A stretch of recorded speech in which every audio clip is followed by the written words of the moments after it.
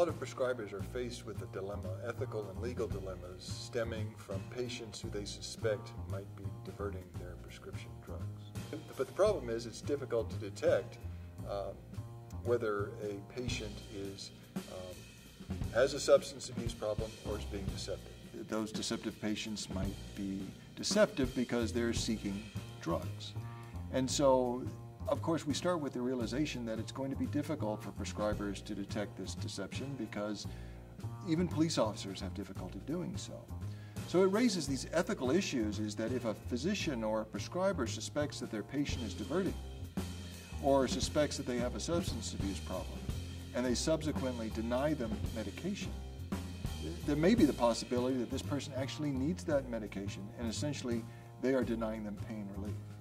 Yeah, and then on the other hand, I think that you also have the dilemma of continuing to prescribe to somebody that you are suspicious about, and that you could be furthering an addiction, and you could have patient harm in that realm as well.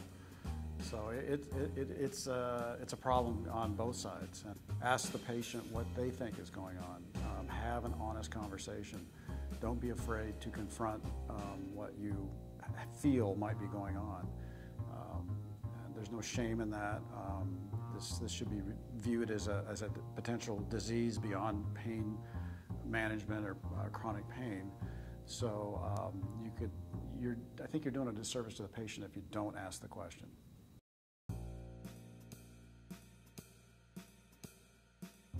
The legal options really vary based on the facts, but certainly if a provider is faced with a problem patient, they have to treat that person as a patient. They have to remember the physician-patient relationship, keep that front and center.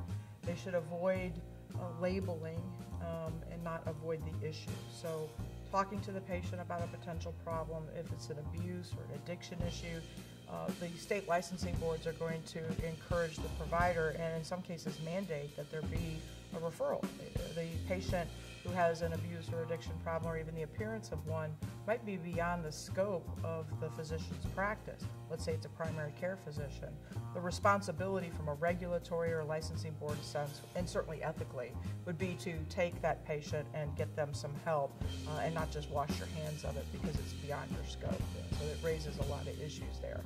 If they're dealing with a forger or a diverter, some suspicion, you still would treat the patient as a patient, but there might be additional reporting obligations, and the state licensing boards and state laws are going to be where the answer is there. And in some cases, there may not be a really good answer, and the physician's going to have to walk carefully to make sure that they don't violate HIPAA, they don't breach that physician-patient relationship, and certainly that they don't ignore that there's a real human being before them, even if that person has done something wrong to break the law.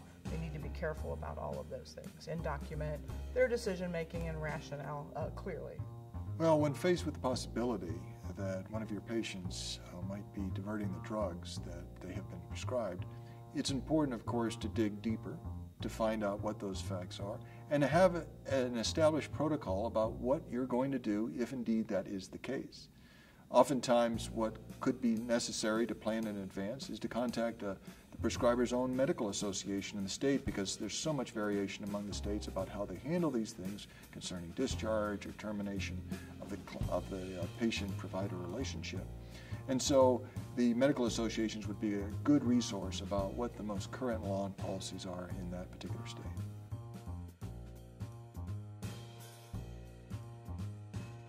You know, most state licensing boards have it set up that if you're going to be prescribing an opioid, you certainly have to do a history and physical evaluation, get right up a treatment plan, informed consent, and treatment agreement, especially when you're in a chronic opioid prescribing situation.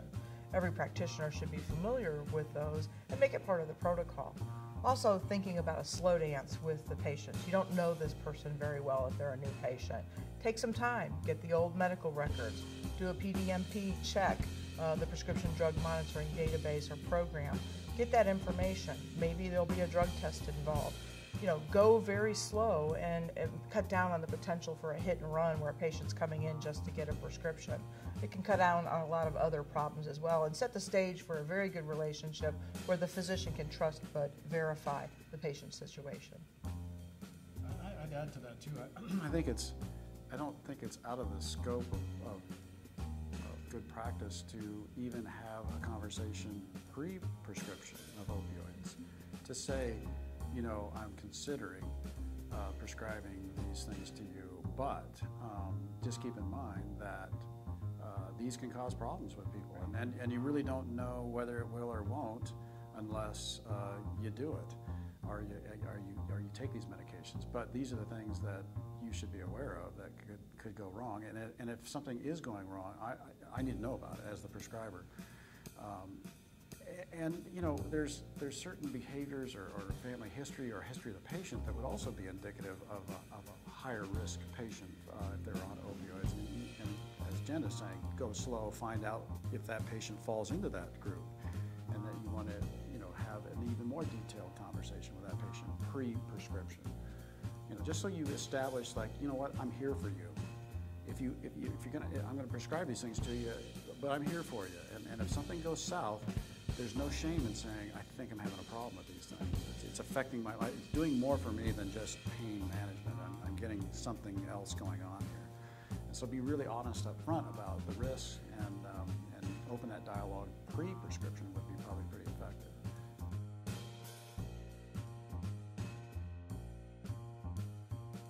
Most chronic pain in the United States is being handled by primary care physicians, and it can be a difficult task. And so they should be encouraged to seek out additional resources, to be able to help guide them in that process. And secondly is to have this open dialogue with their patients, because the foundation of the patient-provider relationship is one of mutual respect and trust, and to help ensure that trust and address any road bumps that might come along the way, it's important to have that open dialogue so that a patient can feel comfortable about discussing sensitive matters and vice versa. I think those are perfect comments.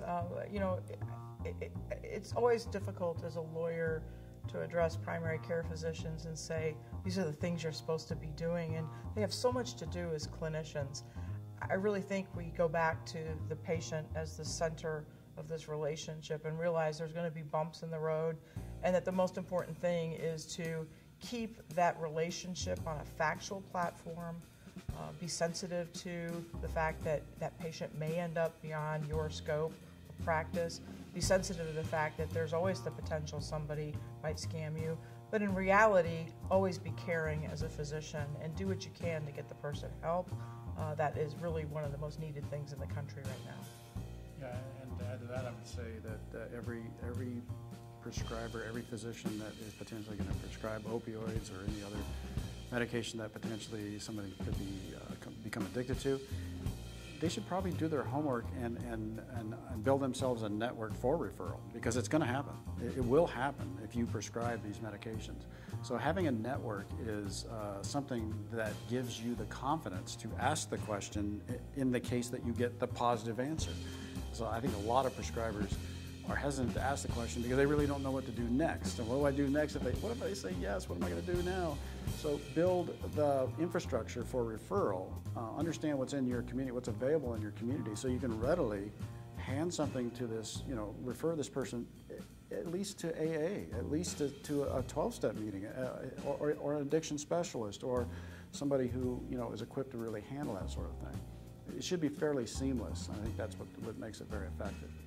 And may I just add to that? I think you've raised a really good point, and I think that we're at a point in time where the primary care community and even the pain specialty community needs to be turning back to the licensing boards, the medical associations, professional societies, and almost demanding help and support in this area.